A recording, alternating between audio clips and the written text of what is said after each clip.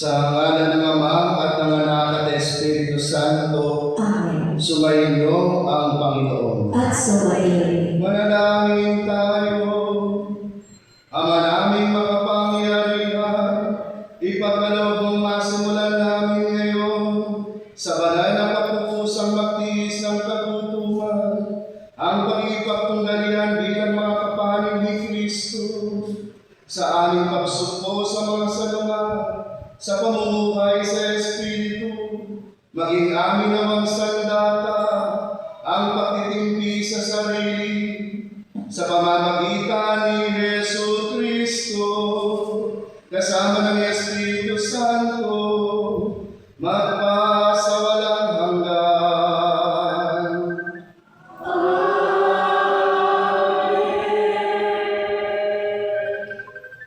Ang pagpapahayag ng salita ng Diyos.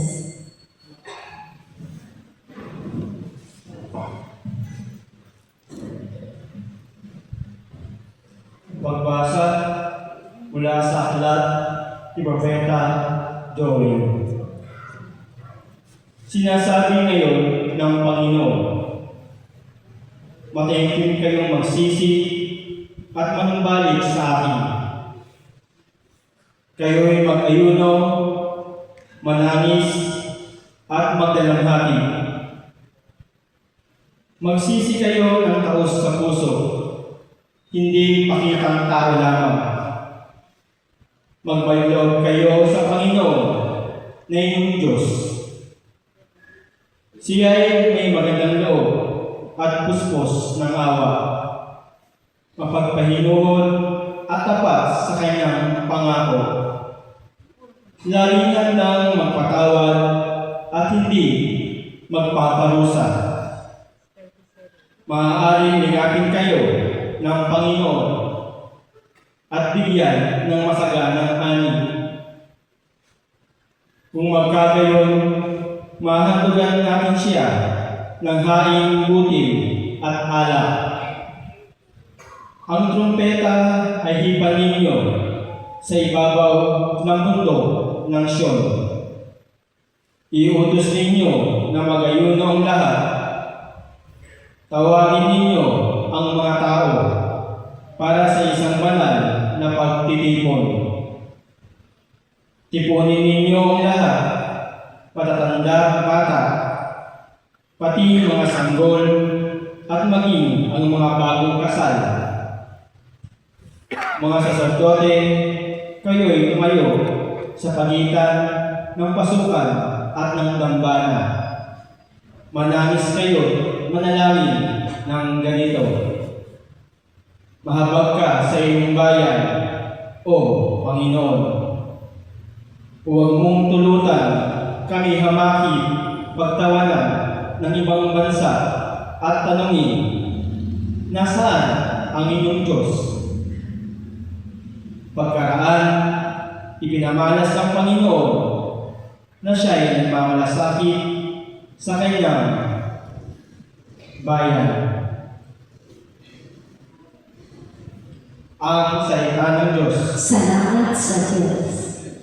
Poon inyong kawan, kami sa iyo'y nagsisuway. Poon kami iyong kaawaan, na sa iyo'y nagsisuway.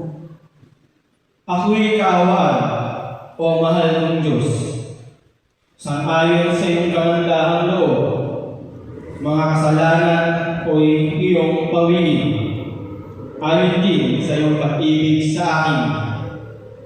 Linisin mo sana ang aking karuhan at ipatawad mo yaring kasalanan. Poon iyong kaawaan, kami sa iyo'y nagsisuway. Ang pagsalangsang ko ay kinikilala. Laging nasa isip ko at alaala. Sa iyo lamang ako nagkasalang tunay at ang nagawa ko ay hindi mo nagustuhan. Poon iyong kaawaan, kami sa iyo'y nagsisuway. Isang pusong tapat sa aking ligain. Bigyan mo, O Diyos, ng bagong damdamin. Sa iyong harapan, huwag akong alisin. Ang Espiritu mo ang paghahariin. Poon iyong kaawaan kahit sa'yo'y nagsisuway. Ang galak na dulot ng iyong pagliligtas, ibalik at ako ay gawin mong tapat. Turuan mo akong makapagsalita at pupurihin ka sa gitna ng madla.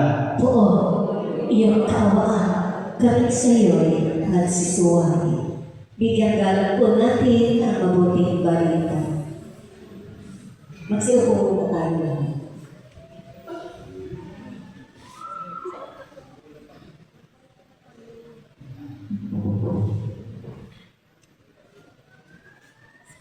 Pagbasa mula sa ikalawang sulat ni Apostol San Pablo sa mga taga-Corinto.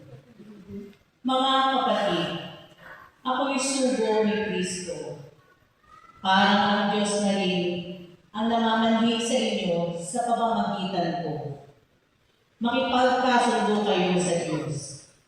Hindi nagkasala si Kristo, ngunit dahil sa atin, siya'y ibinilang na makasalanan upang makipag-isa tayo sa Kanya at mapabanal sa harapan ng Diyos sa pamamagitan niya. Yamang kami mga katulong sa gawain ng Diyos. Ipinamamanhik namin sa inyo na huwag ninyong sayangin ang pagkakataong ibinigay sa atin ng Diyos. Sapagkat sinasabi niya, sa kauulang panahon ay pinakinggan kita. Sa araw ng pagliligtas, sinanglolohan kita. Tingnan ninyo, ngayon na ang panahong nararapat. Ngayon ang araw ng pagliligtas. Ang salita ng Diyos. Salamat sa Diyos. Bigyan galang po natin ang mabuting balita.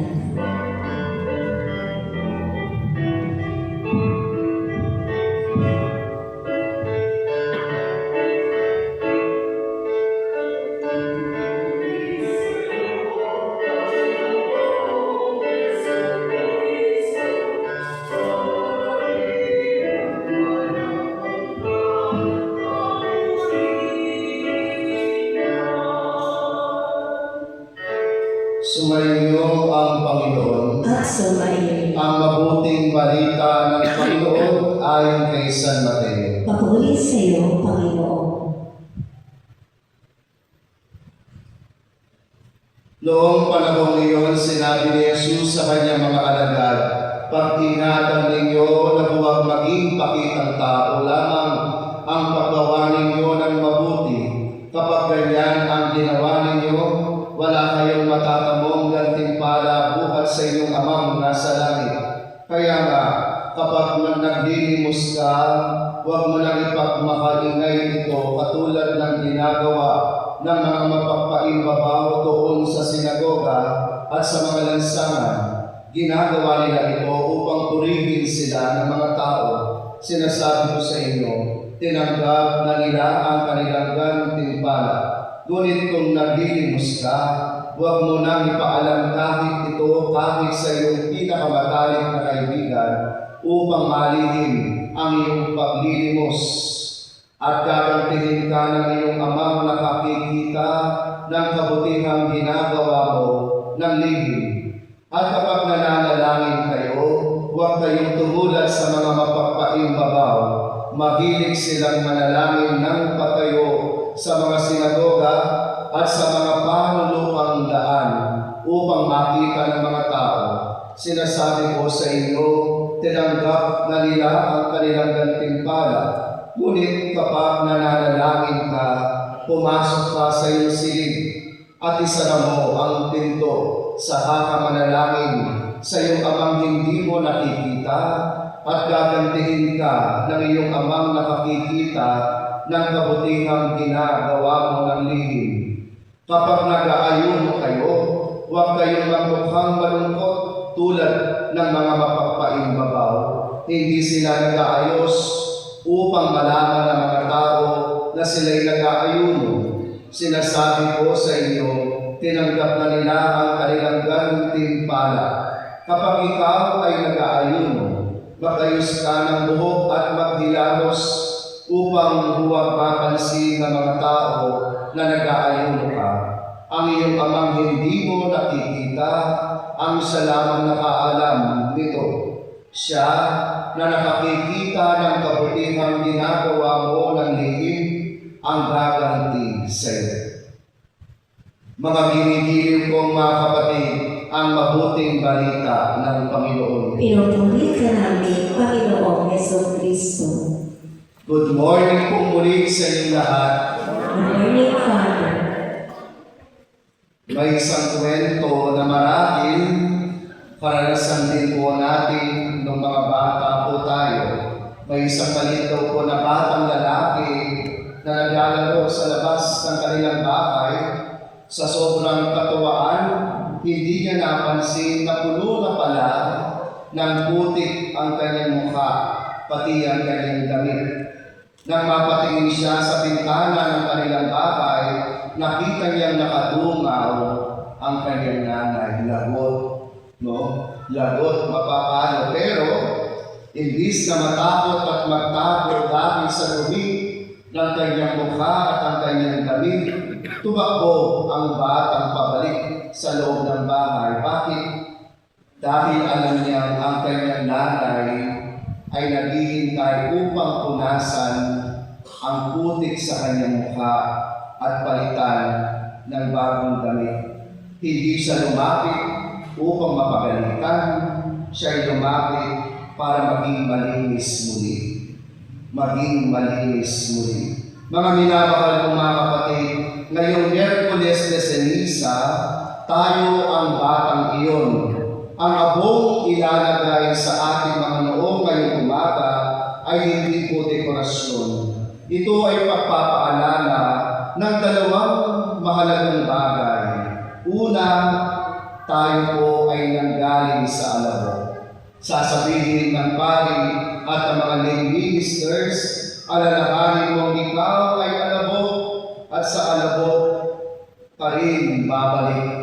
Ibig sabihin, mamamatay ka rin. Ha?